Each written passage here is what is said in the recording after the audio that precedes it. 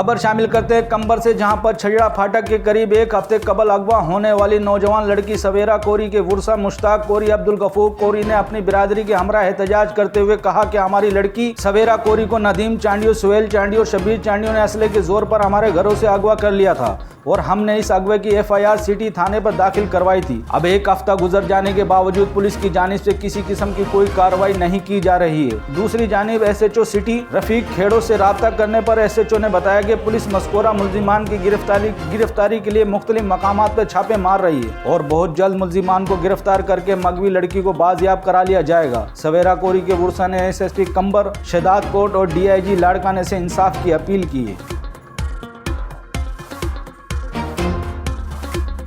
मज़ीद खबरों और अपडेट के लिए विजिट करें हमारा YouTube चैनल HRJDO न्यूज़।